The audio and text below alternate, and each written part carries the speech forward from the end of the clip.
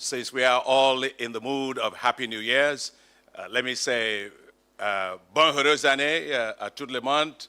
Happy New Year to everybody. Je voudrais... I would like, from the outset, to thank Her Excellency Minister of Planning and Development of Côte d'Ivoire, also well known as Governor to our bank, Mrs. Nala Kabane. Thank you for being here this morning. You're elegant as always, and I would like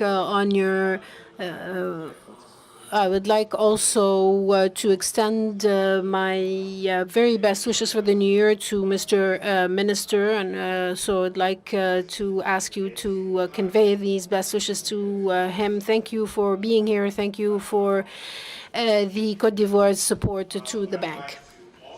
And welcome, Your Excellencies, the ambassadors that are here. Thank you all for being here. Happy New Year to you, and thank you for your great support to the African Development Bank. I know your schedules are so busy, but you found the time to be here for this very important meeting. So thank you and welcome, Your Excellencies. Please give it up to them and welcome them to the bank. Of course, I would like to give a special welcome to my executive directors, board members of the bank. Thank you for being here. I hope you had a good vacation. I haven't seen many of you, but I look forward to seeing you. Thank you very much for what you do and for your support, and thank you for being here. I would like to particularly also welcome the senior management and staff of the bank. Thank you. You do the work of the bank. You run it every single day, and you do it with so much passion and commitment. And so I would like to thank you for being here, and I wish you a very, very happy New Year. And of course, let me use that opportunity to thank the guys who did the hard work of what I'm going to talk about today, Professor Urama, Kevin Urama, the acting chief economist of the bank, and the vice president, and his fantastic team. I think they have a fantastic team, and please really thank them for all the great work. Thank you that you've done. I would like to thank all those that are joining us from around the world. As Dr. Ladokun was saying, I know you have folks from the US, those from Asia, Latin America, from around the world. Thank you for connecting to this particular session, and for also thinking about how things are in Africa and what we have to say about the outlook for Africa. Let me also say I am delighted that Professor Jeffrey Sachs is a very long-time friend of mine, distinguished global economist, is going to be joining us on this panel, and also later today. I'm delighted. So thank you all for being here. Your Excellencies, ladies and gentlemen, I am pleased to welcome you all to the official launch of this maiden edition of the African Development Bank's report on Africa's macroeconomic performance and outlook.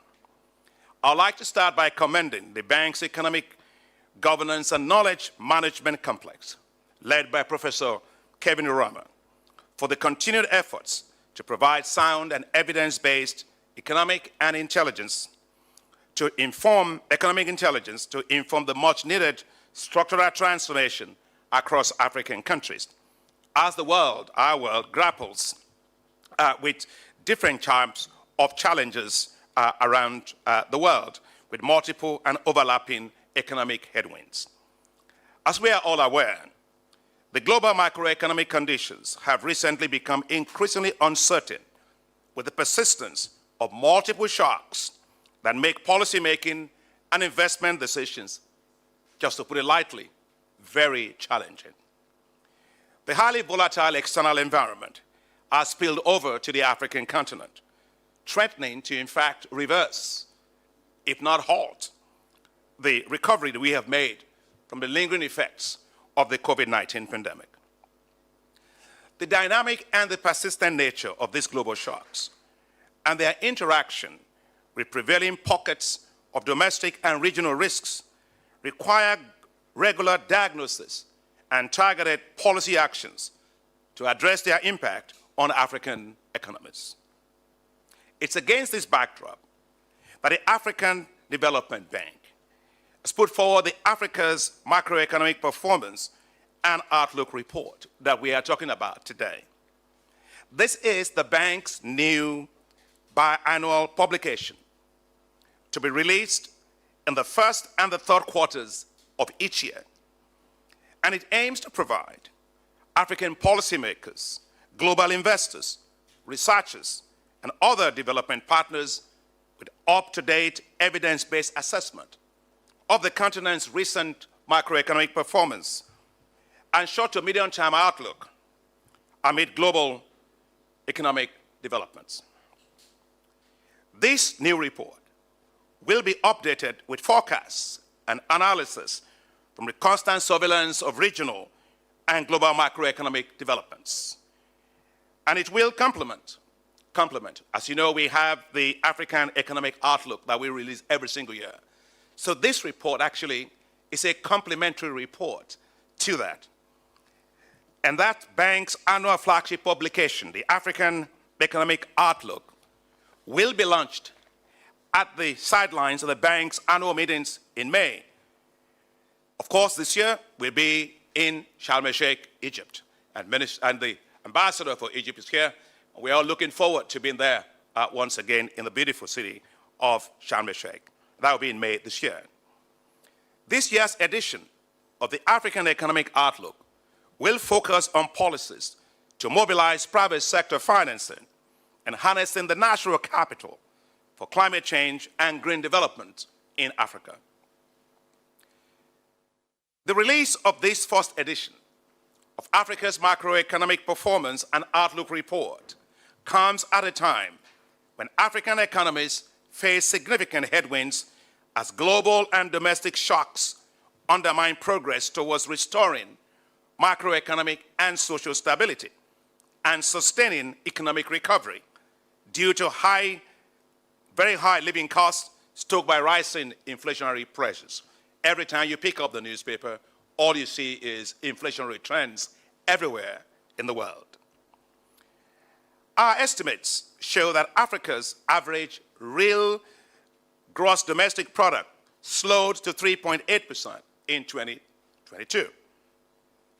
That slowdown reflects the impact of downside factors, including spillover of rising geopolitical tensions, climate change risks, and the lingering impacts of COVID-19 pandemic, which have been amplified by the tightening of global financial conditions and the associated increase in domestic debt service costs. However, despite the slowdown, Africa demonstrated continued resilience, with all but one country maintaining positive growth rates in 2022 and with stable outlooks for 2023 and 2024. Africa's growth rate is projected to average about 4% in 2023 and 2024, and I must say, growth everywhere is actually quite low. And so that's actually much higher than the world's projected averages of 2.7 and 3.2%, respectively. Tighter global financial conditions put pressure on Africa's domestic currencies. And you've seen that in all the countries where you are. Massive amount of devaluation, depreciation of currencies that is stoking inflation in domestic markets. And this is raising the risk of already very high inflation. But inflation is projected to ease in 2023 as countries sustain restrictive monetary and structural policies. Inflation is also expected to decline to single digit by 2024, even lower than the level preceding the outbreak of COVID-19. Now, let me talk about the situation in fiscal positions of countries and current account situations. Both the current account and fiscal positions improved in 2022. The average current account deficit narrowed in 2022 because of improved trade balances buoyed by higher commodity prices. Higher commodity prices and higher exports, while average fiscal deficit narrowed on account of improved revenues, especially among oil exporting countries. And this part of it is one, as president of the bank, that makes me particularly happy and hopeful, as I'm always hopeful, that 5 African countries have projected annual GDP growth rates of more than 5.5%. And that could return to the league of the world's top 10 fastest growing economies in 2022.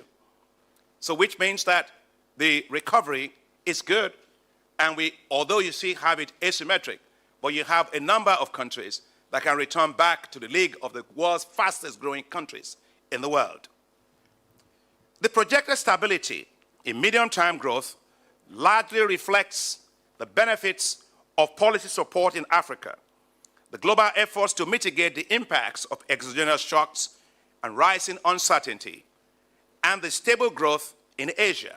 As you know, Asia, China, many Asian countries, they are the major trading partners, for Africa, and that recovery will boost export, trade, and investment for Africa as well. Your Excellencies, African economies clearly are indeed resilient. With 54 countries at different stages of growth, different economic structures, and diverse resource endowments, the pass-through effects of global shocks always will differ by region and, of course, by country. Slowing global demand, tighter financial conditions, and disrupted global value chains therefore have differentiated impacts all across African economies. But despite the confluence of these multiple shocks, growth across all, and I emphasize all, 5 African countries was positive in 2022. And the outlook for 2023-2024 is projected to be stable. With the resumption of global economic activities, and as an alternative source for Europe's energy needs, we all know the challenges that faces. And here, North Africa plays a very important role. Europe is looking for new sources of energy. And so whether it's from Algeria, whether it is from even Libya, we talk about that in the debate, North African countries do provide potential alternative sources to also help Europe. And that, we estimated in this report, could help the region lift its growth to about 4.3% stabilized. In Central Africa, policies to support increased consumer demand and to boost investments will see growth increase to 4.7%. Economic diversification and expansion in infrastructure spending ensure that growth in East Africa averages 4.2%. And in West Africa, the recovery in agriculture and tourism sectors, coupled with expansion in construction and renewable energy projects, ensure that the region grew by 3.6%. Let me say here that as you come to the bank and you walk through the city, all you see in Cote d'Ivoire is massive amount of construction. And that's really very, very important in boosting domestic investment in the economy. And Madam Minister, I want to commend you for that.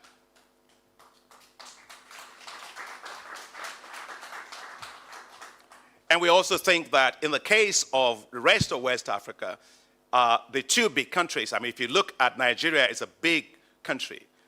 And Nigeria's economies have been affected by the decline in oil prices before, and also by insecurity. But as those things stabilize, you will see that Nigeria will lift the regional weighted growth rates within the region as well. So we're looking forward to that happening and being stabilized.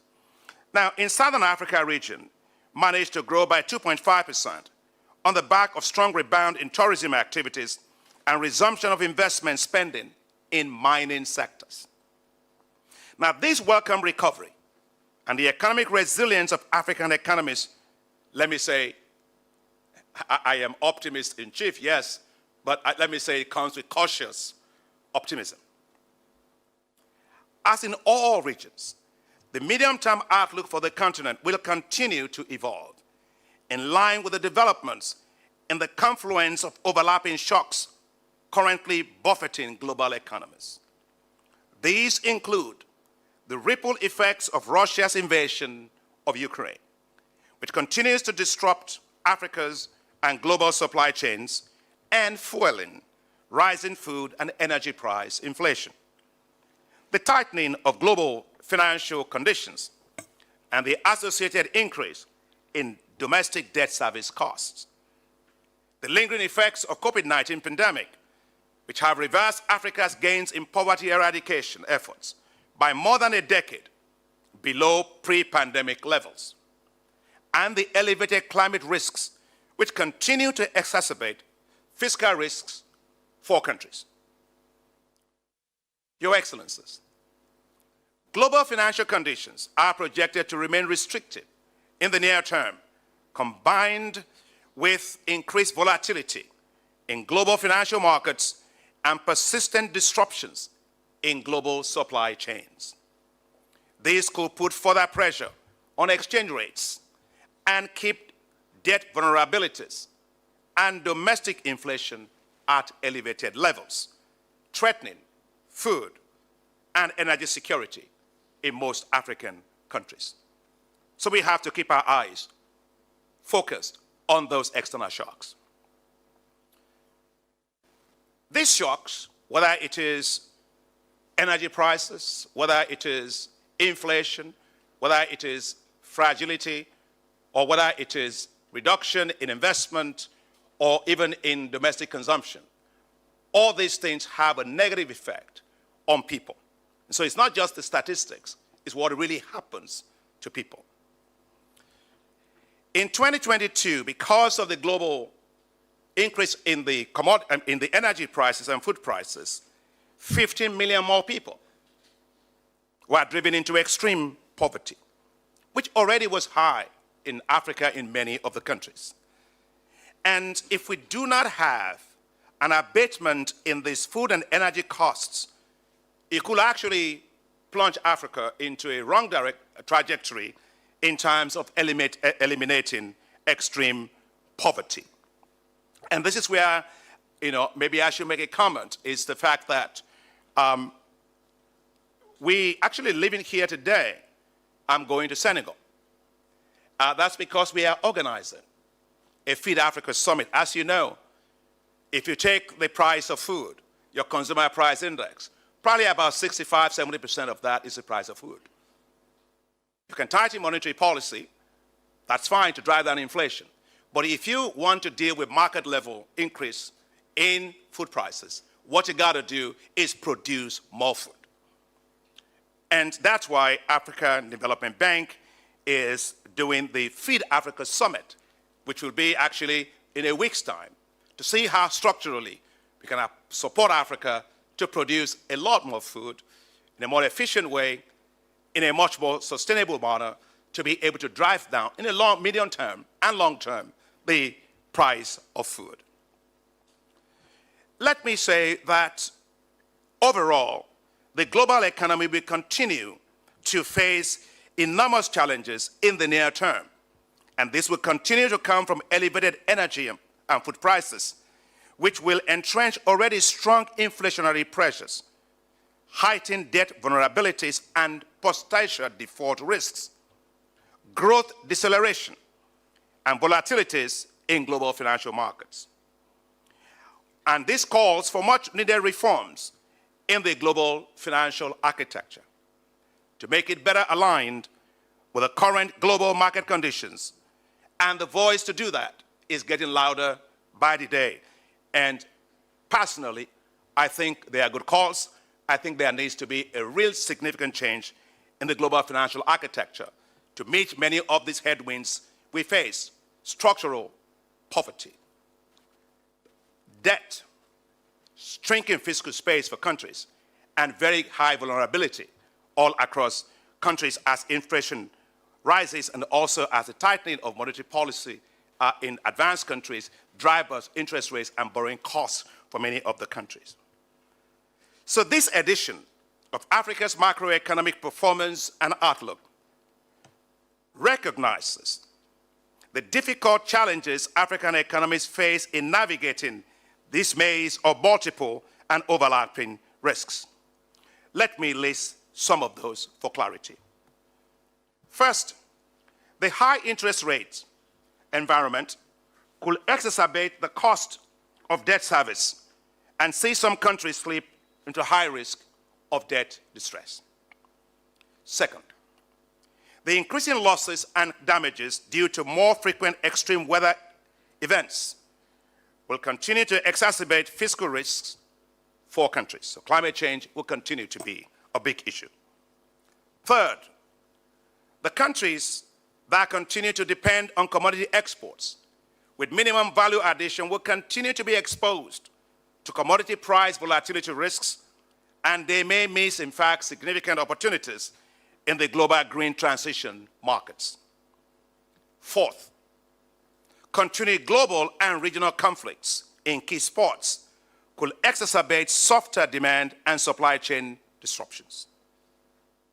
And of course, you know we have elections that are coming up in many African countries. How those elections are done, with peace, with security, with transparency, with accountability, are going to be very, very critical for investor confidence in Africa. And so there are those political risks that we have to really watch and make sure that they do not disturb the macroeconomic environment of our nations. The report, therefore, advocates for bold policy actions at national, regional, and global scales to help African economies to mitigate the compounding risks. Policy recommendations that you will find in this report include strategic mix of monetary, fiscal, and structural policies to curb inflation while protecting the most vulnerable populations and economic sectors to continue to spur growth. Second, strategic industrial policies that are needed to correct market failures, to drive export orientation, and to encourage healthy competition in key sectors. Also, you will find in this report policies to boost regional trade. Of course, we have the African Continental Free Trade Area and how we reduce Africa's vulnerability to global shocks by making sure that we trade among ourselves and therefore reduce our global exposures to volatilities in the global supply chains. So that these policies to boost regional trade to enhance resilience are also well articulated in this report, as well as policies to mobilize domestic resources as well as private sector investment in Africa.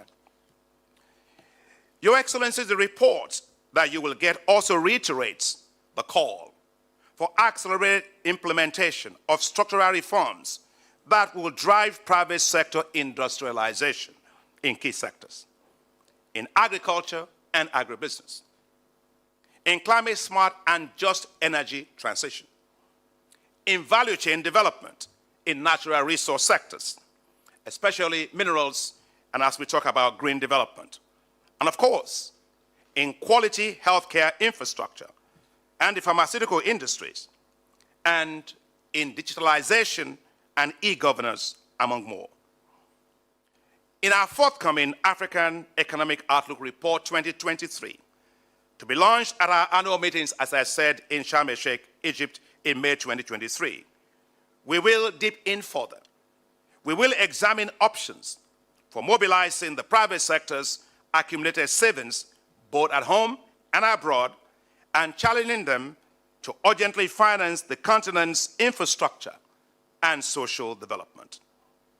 That report will articulate policies and options to leverage Africa's abundant, very abundant natural capital for green growth and sustainable development. Your Excellencies, we need all to join our hands together to harness the enormous development opportunities across the resilient economies of Africa. The continent has shown over time that its diversity is a source of resilience. Harnessing these opportunities will be key as the continent continues to build back better and bolder to secure a resilient, prosperous, and sustainable future for all Africans. I am therefore very pleased and delighted to release Africa's Macroeconomic Performance and Outlook 2023 report. Let us stand together to build the Africa we want, a continent that continues to be pivotal in improving the quality of lives of its citizens and contributing to sustainable stability of economies everywhere. People say, I am optimistic about the continent. I am aware of the global headwinds. I am aware of inflation. I am aware of geopolitical risks. I am aware as well as how those things affect the capital flows out of Africa. I am aware of the food insecurity challenges we face. I am aware of the debt challenges that we face. I am aware of the structural issues we still have to do to make our economies not dependent on commodities alone, but higher value added. I am aware of the infrastructure deficit gaps that we still have. But yet I am not discouraged by these challenges because I believe that Africa is a resilient continent. And the numbers that you have seen in this report will show you that in fact Africa is recovering well, and on a good trajectory to be able to accelerate further once the global economic conditions improve. So, Excellencies, ladies and gentlemen, we will now listen to a presentation of the key findings of this report. Let me, I thought I brought a copy of that report. Where is it? Yeah. Yeah, this is the report. Because when I keep saying report, you wonder, where is the report? Well, this is the report. And just to let you know, I was talking to the chief economist. I have been traveling. I got this report yesterday at about, I think, 10 p.m. or so. I've read every single line in this report. There's not a single line in this report that I have not read as president of the bank. If you don't want me to know anything, don't write it down. And so as I came in this morning, I was showing this to the acting senior chief economist. He said, how in the world were you able to do that? I said, that's because I stayed up until about 3:30 a.m. reading your report. And I am excited with this report. And I therefore would like to thank Professor Kevin Irama and his team for a brilliant job that they have done. As I was reading this report, I was excited by the thoroughness of the report. I was excited by the forthrightness of the report. I was excited that this report was not putting on rose glasses to say everything is going to be hunky-dory fine, but actually looks at what we need to do policy-wise, governance-wise, political-wise, investment-wise, but also in terms of macroeconomic and fiscal policy stabilization of our countries. So therefore, please kindly put your hands together and thank the acting chief economist and his brilliant team for a report I, as president of the bank, can say I am very proud of.